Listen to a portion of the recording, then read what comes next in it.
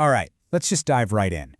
We're heading back to colonial Kenya, to a time when a map and a pen were about to redefine a people's home forever. This is the story of the Kenya Land Commission and their massive task of trying to answer one of the most complicated questions you can imagine. I mean, really think about that for a second. How do you put a border around a homeland? Where do you even start to draw lines when a people's history, their culture, their whole identity is all tied up in the land itself, not in neat little boundaries? This was the explosive, monumental question facing the British back in the 1930s. And so, to deal with this, the Kenya Land Commission was created. It was headed by a guy named Sir Maurice Carter, and his job was basically to bring order to what the colonial government saw as just chaos. They were tasked with settling for good all the land disputes that were threatening to destabilize the whole colony. To really get why this commission was even necessary, we first got to understand the core problem they were trying to fix. It was a total clash of worlds, and it was all centered on the very ground people were standing on. The commission had a huge job ahead of it. I mean, they traveled all over the country digging through old government files and maps. But, and this is super important, they also held what were called barazas, these public assemblies where they heard testimony straight from the local people. The goal was to define tribal lands, sort out claims from European settlers, and figure out what compensation, if any, was owed. Now, here's where it gets really interesting. It's how they approached the Kikuyu, who were one of the largest and most affected groups. See, they couldn't just draw a line on a map. They felt they had to first invent a whole legal definition for what even counted as Kikuyu land.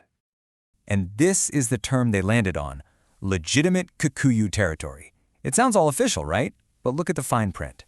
It's not based on oral history or ancestral claims going back hundreds of years. Nope, it's a definition that's totally frozen in time, and it all hinges on one year, 1902. That's the year the commission just decided that the Kikuyu's natural expansion by clearing the forest had pretty much stopped. So why 1902? Of all the years, why that one? Well, the commission was relying almost entirely on accounts from early European travelers. You had Count Teleki passing through in 1887, calling the area uninhabited. Then in 1898, another observer calls it bush country. These reports basically became the official snapshot in time, the evidence the commission used to justify picking 1902 as the cutoff. Any expansion after that, not considered legitimate. But of course, that's only one side of the story. The Kikuyu people who actually testified before the commission, they had a completely different understanding of their homeland, an understanding that wasn't based on some random year or a traveler's diary entry. You know, even the commission's own report included this quote from an earlier source, and it just captures the Kikuyu perspective so perfectly. For them, the land wasn't just a place they lived. It was something they were actively creating, expanding into. Clearing the forest wasn't something that just stopped in 1902. It was a constant, ongoing part of their identity. And this right here, this just lays out the massive disconnect. The commission saw an uninhabited district. The Kikuyu saw ancestral boundaries marked by rivers. The commission saw expansion as something with a hard stop date. For the Kikuyu, it was just life. And maybe most important of all, when land was taken, the Europeans offered a bit of money for the crops growing on it. But for the Kikuyu, the loss was of the Gitaka, the ancestral land itself. It belonged to the whole clan, the Mbari, and losing it was a wound to the entire community, not just one person. So after hearing all this totally conflicting testimony, what did the commission decide? Well, they did what big bureaucracies often do. They turned it into a math problem. And get this. This is a table straight from their report, and they literally called it the profit and loss account, as if this was some kind of business transaction. They calculated the legitimate Kikuyu territory at just over 2,000 square miles. Then they just subtracted the 109.5 square miles that were given to settlers, and boom, there's your final balance. A homeland reduced to a line item on a ledger. The way they handled compensation is so telling. For the people who lost everything, the first payments weren't for the Githaka, for the ancestral land itself. No, it was just for disturbance and for whatever crops they happened to be growing. The rate? A measly 2 rupees per acre. It just completely fundamentally missed the point of what land meant. So the commission did seem to realize that those first payments were pretty pathetic, so they recommended another £2,000.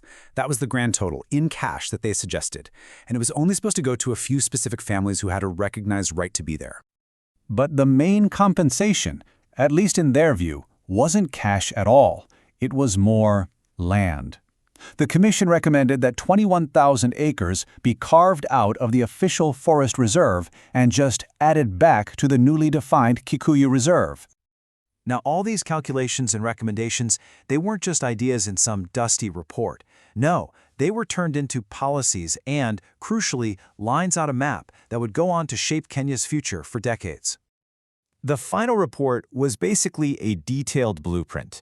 It laid out exactly what lands to add, how much cash to pay out, and this is the real kicker, how to solidify the boundaries. And that last point was everything. The report helped formally create the division between the native reserves and those fertile, sought-after areas that would become known as the White Highlands, exclusively for Europeans. And that is the ultimate legacy. Before all this, tribal territories were often fluid, They'd expand and shrink based on tradition, use, and agreements. After this report, those territories became fixed, officially gazetted reserves with hard lines on a map. A living, breathing system was replaced by a static, legally enforced one. Which brings us right back to that first question we asked. The Kenyan Land Commission's report is just this incredible case study of what happens when you try to solve a deeply human problem with spreadsheets and surveys. But it leaves us with this final nagging thought. When you turn a home into a number, what vital, essential things are you guaranteed to lose in the final calculation?